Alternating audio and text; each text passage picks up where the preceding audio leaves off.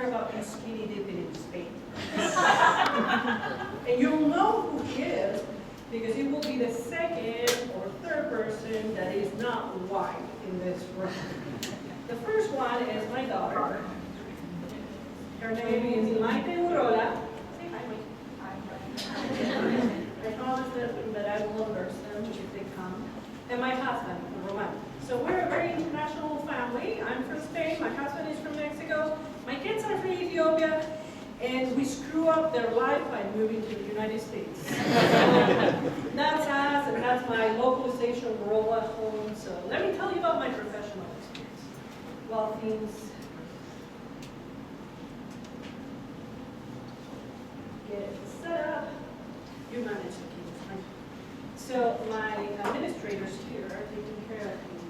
But I was born in Spain, as I said, and in 2004 I started working for the church as a translator.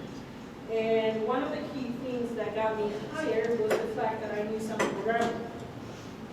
Because at one point I dreamed to be an aerospace engineer. I moved to the States to go to Utah State and become one of the first Spaniards in space. Needless to say, life doesn't always work the way you want it, so I became a major in Spanish after having all these generals in computer science, physics, chemistry, and all that. After I finished, I moved to Ohio, and lo and behold, somebody told me, why don't you continue? And now I'm like, because I hate it. I never wanted to hate anything with languages, and now I am. So, needless to say, one thing or another, I did a master's at the Ohio State University. Go Buckeyes.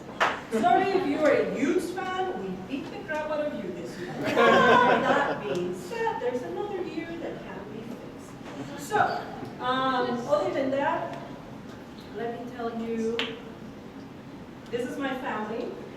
One in the Mexican hat, ironically, he was in Spain, and he wanted to wear a Mexican costume. So he found somebody that was from Mexico that had one and put it on. I'm like, out of all those places, Spain. Anyway, my middle daughter, Bella, she just moved to California, so that's my family. Nutshell, a little bit about me. Utah Tech was my first university here, which is pre-grounded. Some of you don't know. We just don't talk about that. It's like, no. No. So Utah State University is where I graduated from, Ohio State also, as the others are universities and colleges where I have taught either translation or language classes. So let's talk a little bit about us as a company. The church has about 90 employees in headquarters, 260 plus, and many more in areas, 1,600 independent contractors, and we partner with vendors. If you wonder, yes, US Translation is one of them. So, this is kind of a little bit about us. In June of 2001, we started this whole venture with vendors. And you can see the blue is area employees and how much, actually, do we have any blue in here? No. So agencies, how much we've done with agencies. We started really high and we dropped and we decided that for people to understand what we do, we gotta train them, right? If you've never seen that in your business, we gotta train people. And especially when you have some unique jargon. Oh, by the way, we don't sell, but we'll give you a free book of Mormons if you want to. Here. Approach me afterwards, or Saul. Have you heard of Light the World campaign? That was his baby for many years, so come to him, he will tell you all about it. But anyway, so our venture with vendors has been interesting, as well as contractors and in-house translators. Go ahead and go to the next one.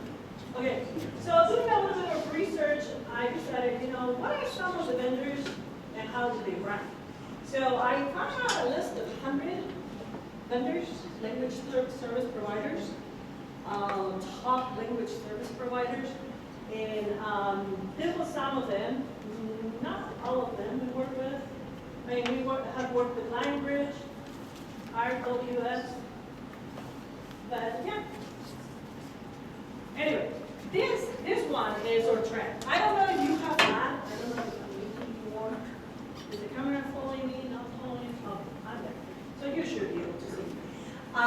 This is our trend on business. We start in January. Nobody's putting anything in because they are getting budgets approved and so forth. I don't know if this happens to you.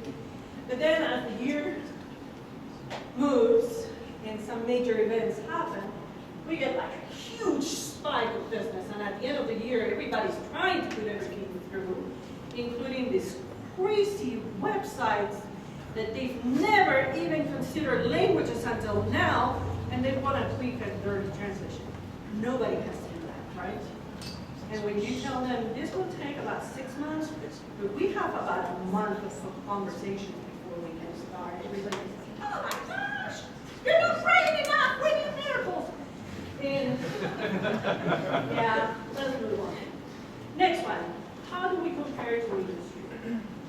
So we have about 110 languages for local components by us. General conference we do in 100 plus languages in different formats. Tempo ordinances in 98 languages. Church magazines 98. Come follow me. If you're not familiar with that, happy to give you a copy of it or give you access to it. So come and talk to me. 90 plus languages and 100 of other products. This is a sample for church name in many languages. Last time I checked, we were officially in 108, but that was last year. So we're in many years. So let's move on. Family search. So family search is our largest genealogical platform that we serve. I wasn't able to get a confirmation if we are the largest platform in the world, but who knows? We partner with everybody. WUSTEC is our major event, and that is the largest conference in the world. Just recently, we've had some conferences that happen in Saudi Arabia, and they are featured on our WUSTEC page for 2025. So interesting, really fun. A lot of people come with just the interest of genealogy. So pretty boring to be with that. Some stats about them.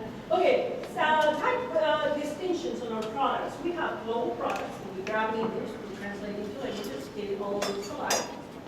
The second one, we localize, where we have a unified kind of content, but the images are more local to the areas. And a third type of content that is area specific. The areas create for their audience and so forth. So we have a lot of these. What I deal with, go ahead and click. This is the breakdown. So the orange is localized, the green is area specific, and the yellow is localized. The orange is headquarters, all right? Just translate. Translate, yes, translate.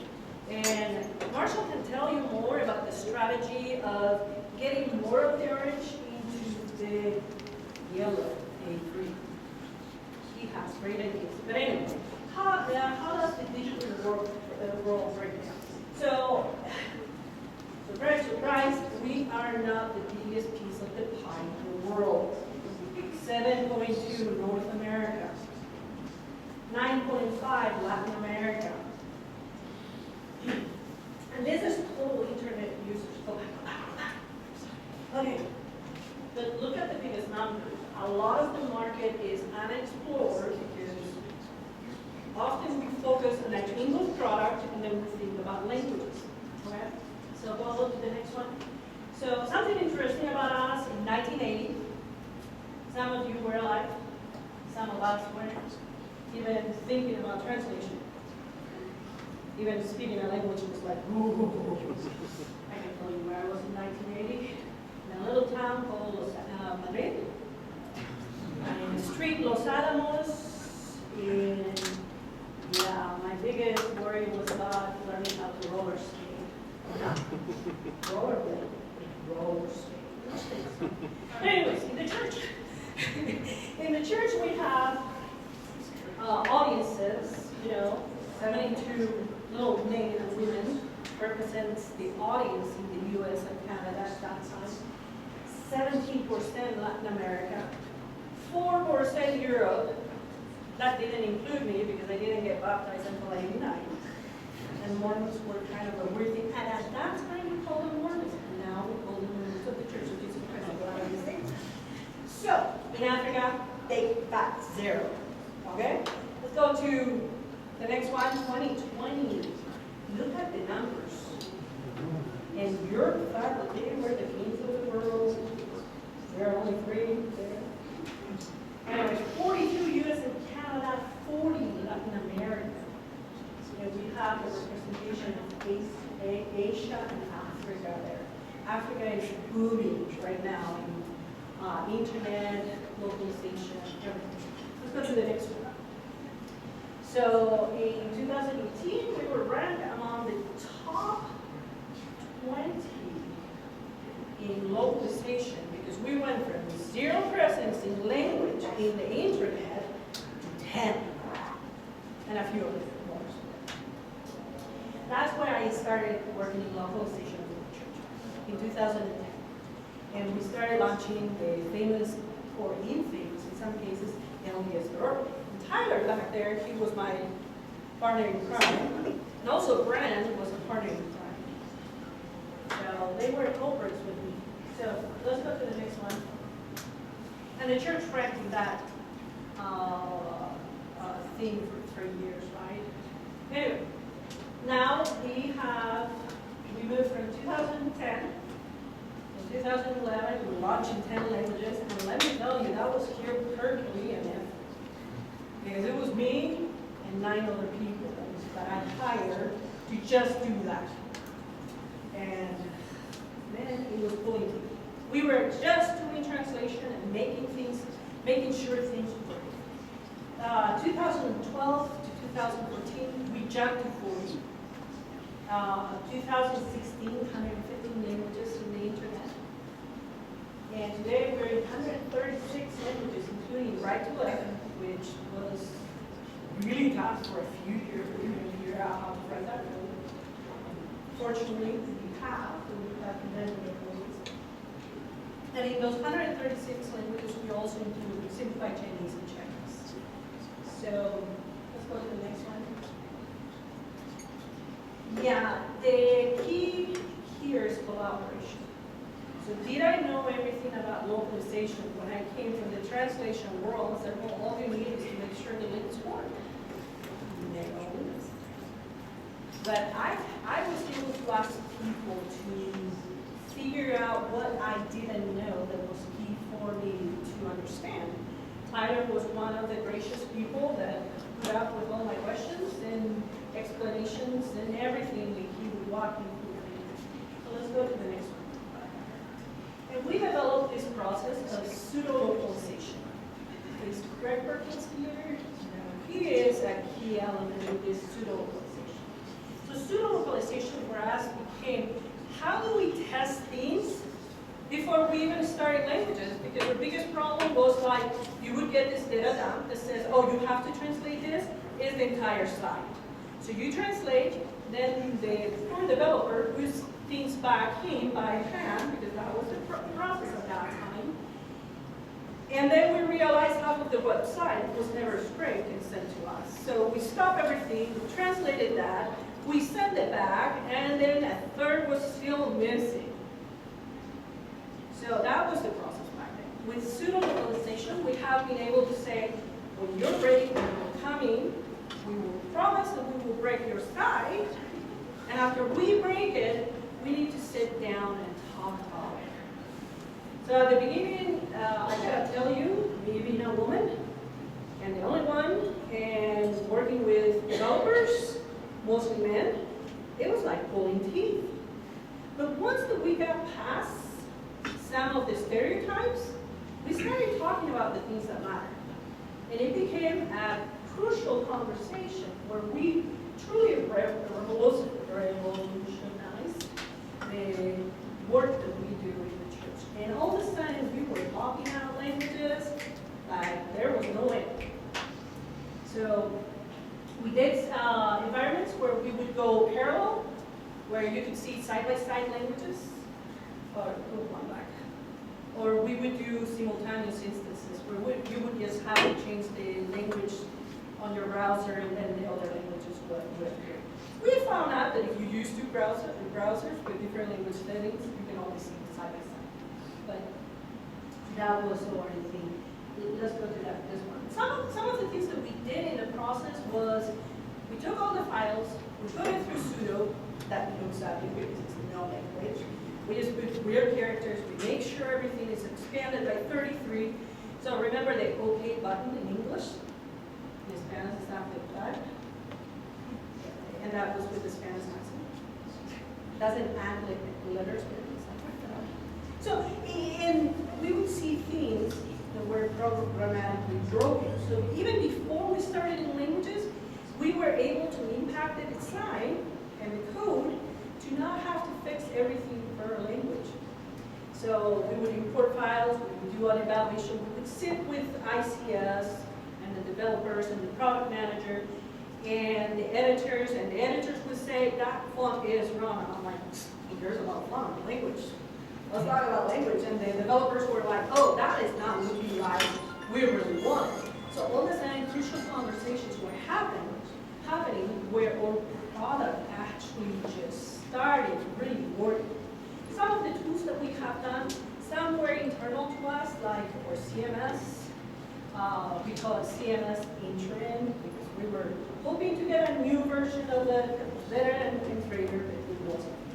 But LDS Publisher, Chorus, we also have external partnerships with Trados, Brightspot, Lingocore, Localizer. One of the things that we did with Brightspot is now we have integrated a preview in our tools where, let's look at this one. These are some of the people that we brought to the table. Any questions about that? Let's go to the next one.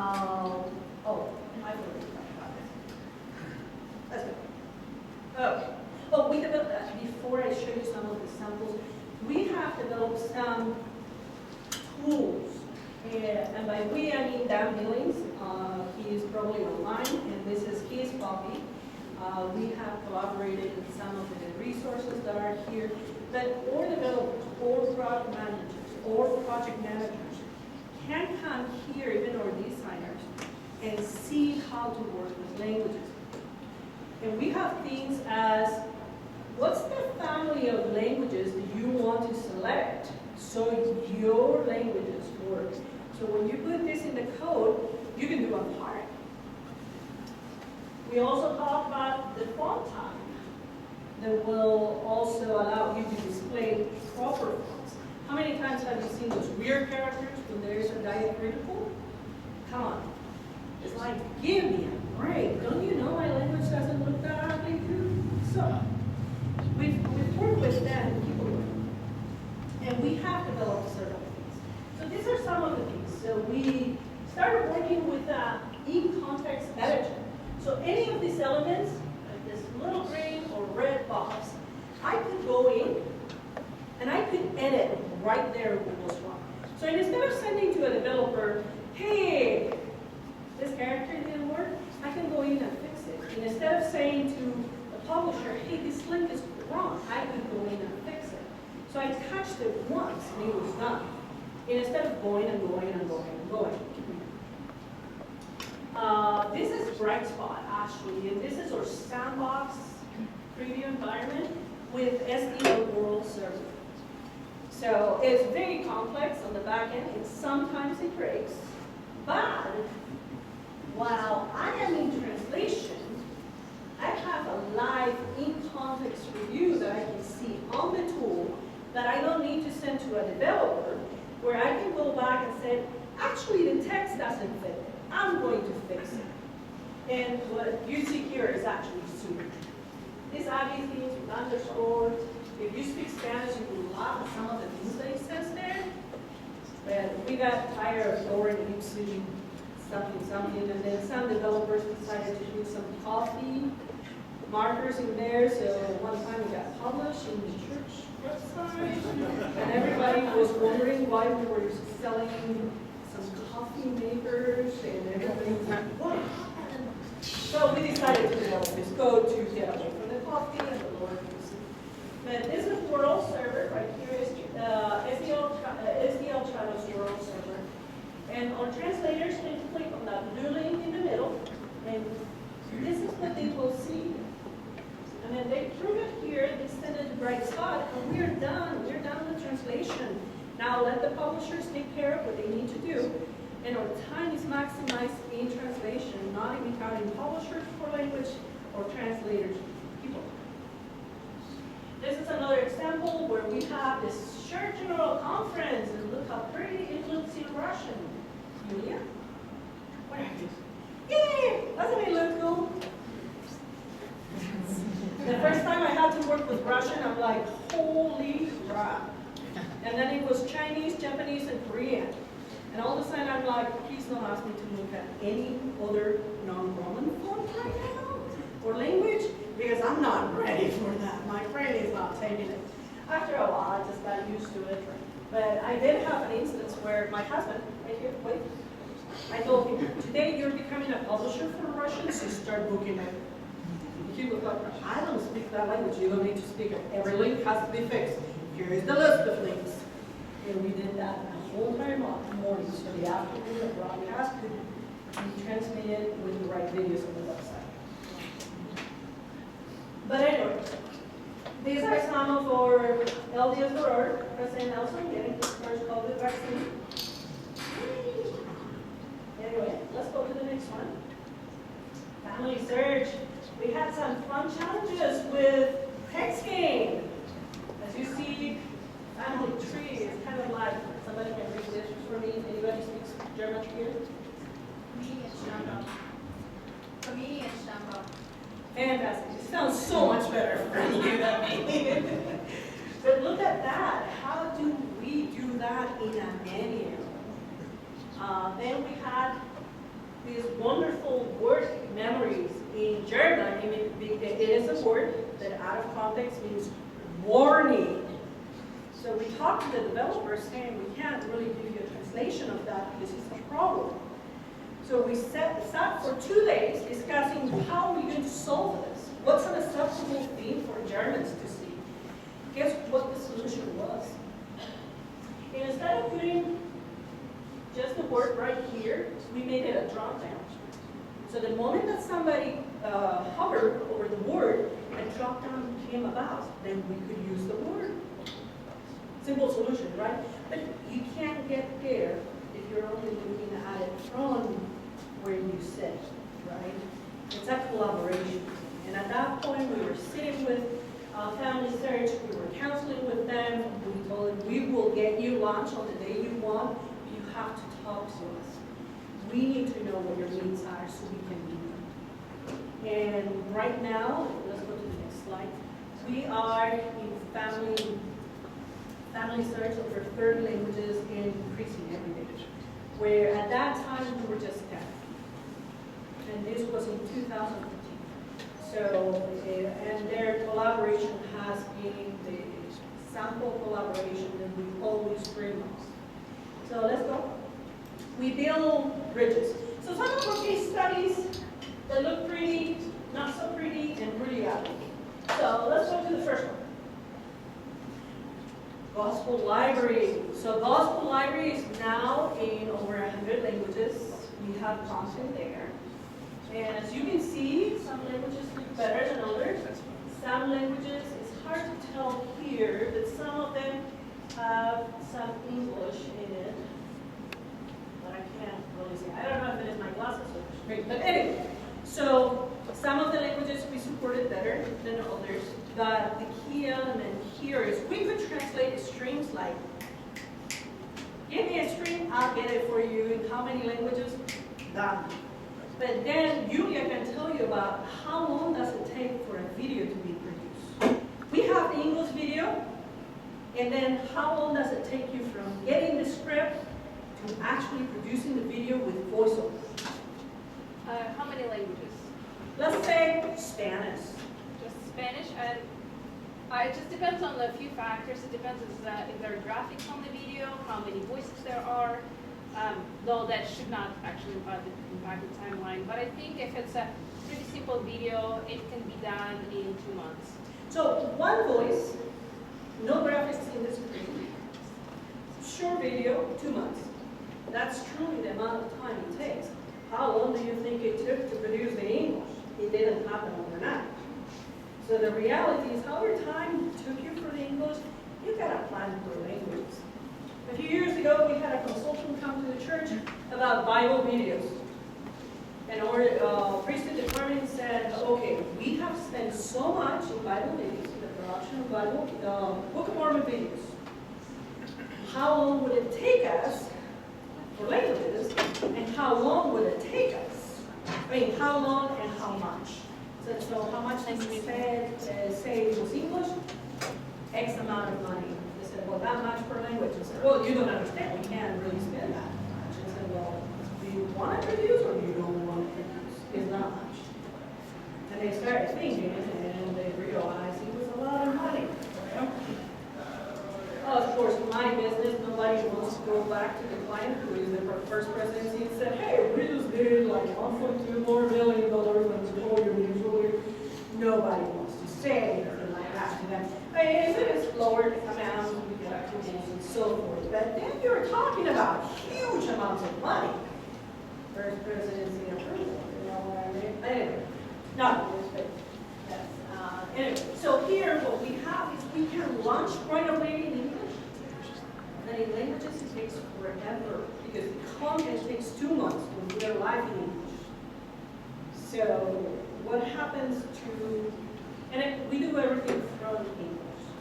Or source language is always English. If it is not in English, we translate it into English and then we translate it into other languages. So our source language is English. All our translators are certified from English to language and from language to English, the majority.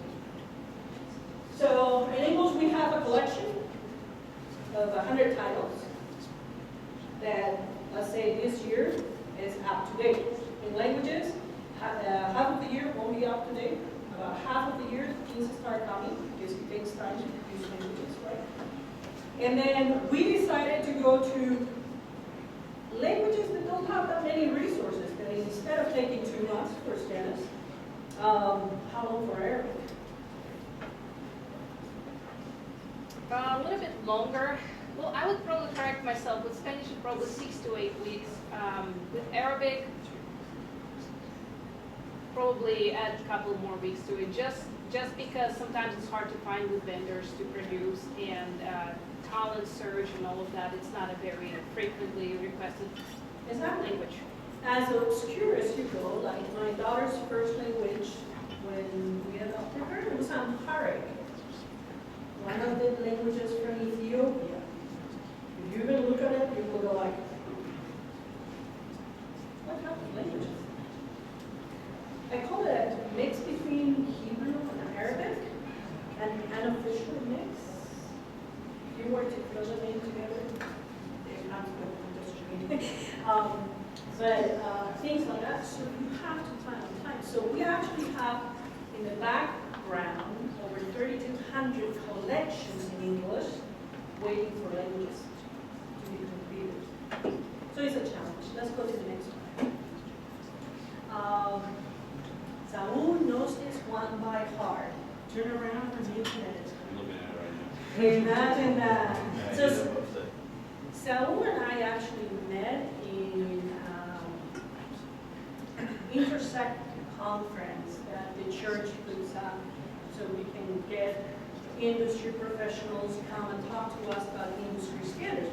Pretty cool conference. I have not missed one since we have had one, but the last one was canceled due to the pandemic. Nobody noticed that, but anyway. So Common to Christ was a big challenge.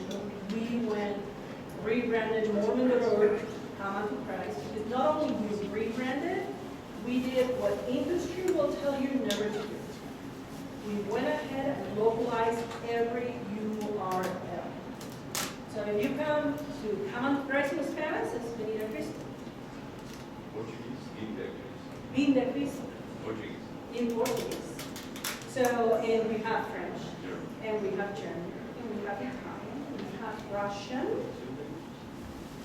Well, we do have 3 that we support pretty close to the We got standard. 42 okay.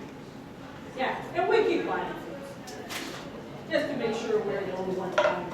But, Common Press was localized, that was a pretty tough work to do, just localizing the URLs. Because every time we touch a page, we have to force it to update manually, it's not an automatic thing.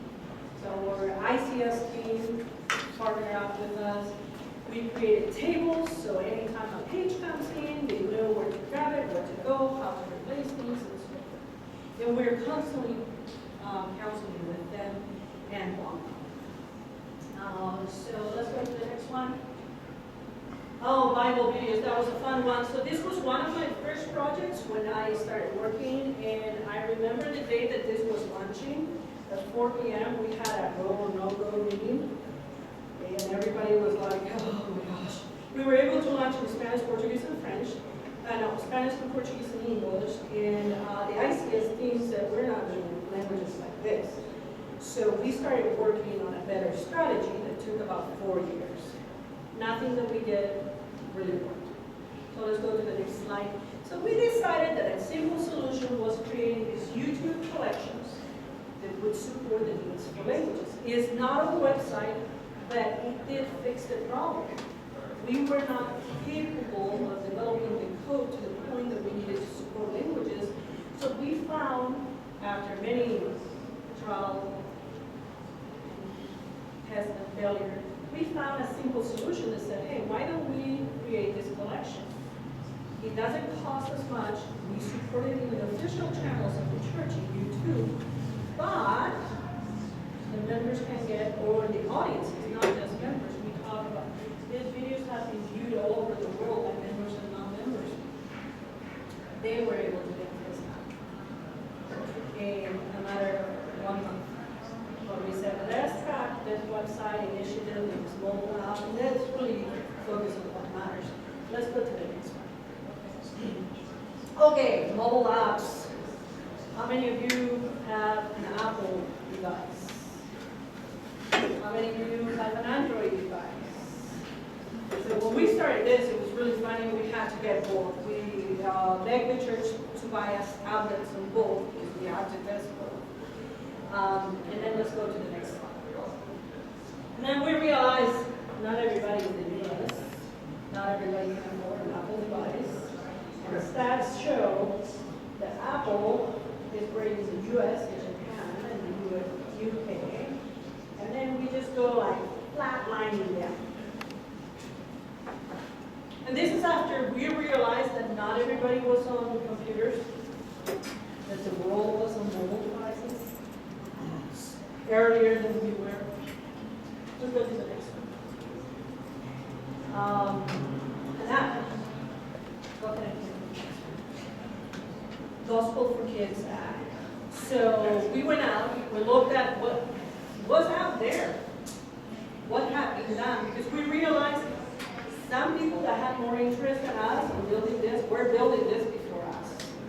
So we went ahead and purchased a couple of apps that were outside, and we combined it with some things that we were doing. And it took us 3 months to finalize the contract, 1 month to get it ready for the event that we were going to support, and 5 days to translate. How do you like that? So, go ahead. And that was from start to finish. When the request came to my queue, I told them I'm not the right person, let me put you in contact with the right person. 2 hours later, they were working with the right person. They got it done in 5 days. Miracles do happen with all in our industry, so let's go on. And the event happened, and we were launching in 3 languages.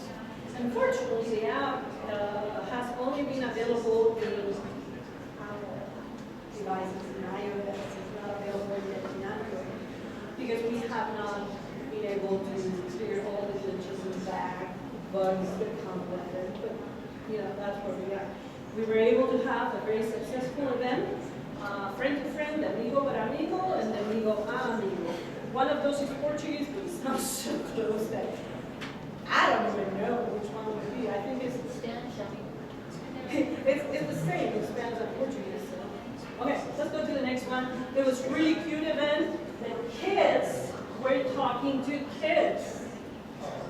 And the event itself, and Carmen can tell you about the interpretation because she was there. The part that was interpreted because we did have simultaneous events happening in Spanish, English, and Portuguese. So not everything was interpreted, not everything was translated, and we had the cutest host in every language. And it was just so awesome. And some of the content was translated, and some of the content was created for the language and the experience. So that was a great success of telling them you can't really translate everything. Let's go. Oh, this is my favorite one. So anybody knows about China and what's going on in China? Can you tell me about the yellow umbrella? Do you know that one? I'm sorry, I don't know that one. Okay, so a few years before this event happened, China had a manifestation or a protest in one of the main events where people came with yellow umbrellas to protest against the government and the oppression that they were feeling. So yellow umbrella is a pretty iconic thing in China as a rebellion against the country. So we created this beautiful video. I don't know if you have heard the music of There's Peace and Christ. Beautiful video. Absolutely fantastic. And every time we talk about peace and Christ, a yellow umbrella will come. And we did this in 10 languages: Spanish, Portuguese, French, Italian, German, Russian, Chinese, Chinese Mandarin, Chinese Cantonese, Korean, and Japanese. What was our surprise the day that we launched? We got phone calls straight from China saying, take it down right now. And the product manager said, why didn't anybody tell me about this? I said, well, did you actually consult with the areas? They said, well, I thought I was. And it came down to a simple conversation, and we created a channel of communication for them to witness. So where in Portuguese, we have this beautiful video, and it was filmed mostly in Brazil. This beautiful video and imagery of the yellow umbrella being Christ. In Chinese, we have this beautiful video of Christ being Christ. But that was something simple that we could do to avoid a cultural deluge of international. More recently, I'm working in a project that they said, well, we consulted with the area, it's internal to us, and they said Russian is okay for Ukraine 2 years ago. Anybody sees a problem with that? Today? So we have counseled with them, and they said, no, you better not launch that for the Ukraine, just give them English. We'll be happy. Let's go to the next one. So, any questions so far? If you don't have questions, let me show you some of the, oh, here's the highlights. Anybody? Anybody? Everything not that boring? Okay, so give me 2 more minutes and we're done. Okay, next one. This is some of the not so pretty. So we created this beautiful website in English. We have to create a language that doesn't even why. And we can't fix it because the code doesn't allow us to do that for the website. So let's go to the next one. So we've replaced this website. Wonderful. We go through curating an entire site for welfare services, and then they move all the resources somewhere else. So when you go back, you're done with the job, and you go back, and you go like, oh, page not found. It's funny in French, it says something trouble, so it looks like page in trouble. So, let's go to the next one. That's it. So you don't have any questions for me. Thank you very much for your time. Thank you for allowing me to come here. Thank you, Adam. Thank you, U.S. Translation. And thank you to all the friends that have come.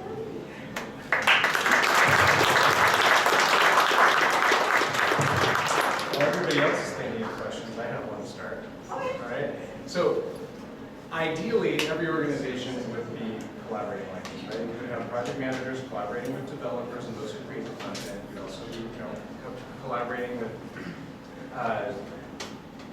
subject matter experts in the language, the linguists and the translators.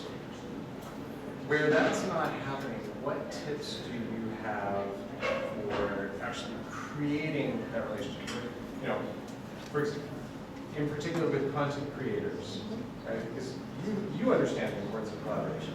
But for, say, content creators, developers, and others, what are some of the best tips that you have for actually starting to really communicate, getting them to open up and allow for this type of collaboration? So one of the things is be kind. Kindness gets a lot of doors open. I'm probably not the best example there, because sometimes when people come to me and say, oh, we want this translated in 3 days, oh, but that's my son, the one I told you about. And his girlfriend, Vivian. Anyway, so be kind. People have stories. People have reasons for what they do. Normally, content creators are very attached to their content. Don't offend them. Value what their expertise is, and help them see what your value is. So recently, I had a conversation with somebody that said, "You guys are a bunch of losers that don't know how to even do translation." I'm like, where is this guy coming from? And when I actually explained that he grabbed unfinished translations and trusted that they were finished, and I said, listen, dude, you're giving me streams with no context. We're doing the best that we can in the first round, but we depend on the context. So we need to see our translation context to finalize, and you just grab it and fly. Why? Let me tell you what we can do. Often the conversation, it depends where it comes from. I sometimes partner with somebody that is a trusted voice for them that says, hey, you know, this is the value that I can bring to the table. Would you mind presenting that for me? Needless to say, in the developers world, men are more vocal than women. We are a minority, but that doesn't mean that you don't count. So often I will present my ideas through another voice of reason that often you can even put it better than me. Because I'm very passionate about what I do, and I have to remove my passion from it. This week I was about to tell one of our vendors, outside vendors, dude, do you think you can do business like this? Because one of my translations that was a rush was 11 days late. I do, we're paying you big bucks for this, and you're not providing. And I had to go to one of my colleagues and say, could you please address this with them? Because I don't think I am the right person. So often realizing where our shortcomings are, what we don't know, and how to maximize our collaboration. Maybe you're better tool than just coming to them and saying, hey, dude, I can just do garbage in, garbage out, that's what you want, that's what you get. That's it. We need to take pride on what we do best.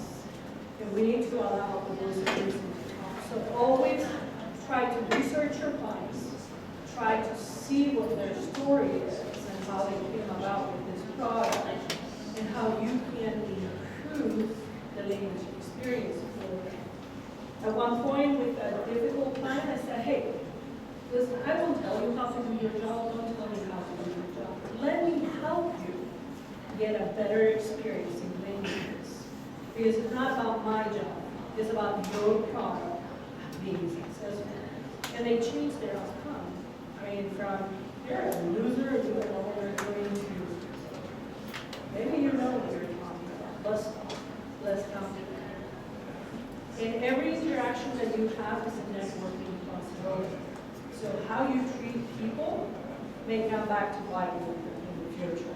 So my biggest allies have been successful stories, like partnering with Saul, and having Carmen understand that when I'm correcting something for interpretation, I'm not taking her job away, I'm letting her focus on what she can do, and I'm trying to do my job better. Or Julia, expecting my translations to be ready for her to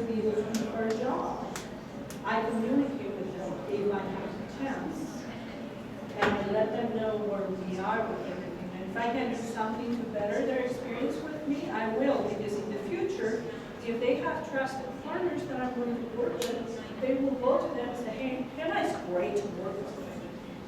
And initially, when I started my job, I got hired as a manager for localization, and they said, well, we don't have a job description for you, so you will create one. And we don't know what you're going to do, but you will tell us what you do. And I was like, okay, great, I'm happy to do that, I'm happy to do that. And every project that was a problem, it was everything on the web, ended up on my desk. And because I was able to solve the problem, my forte is in problem resolution. It's not languages, I was told in Spain, I never speak English. Anyway, I was also told that, I would never be an excellent translator, that I am excellent at solving problems. And you would give me a problem and I can make it happen. So lately, conversations have been like, oh, great! I heard so many great things about you. I'm so happy you're in my project. And now I have to kind of market for my colleagues to say they are equally valuable. You just need to know how to really invite us to the table. But our biggest asset has been impacting the source language early enough to where it's not a massive cost for the business. Thank you. Are there any other questions for our presenter? Okay, please join me in giving her a round of applause. Thank you so much.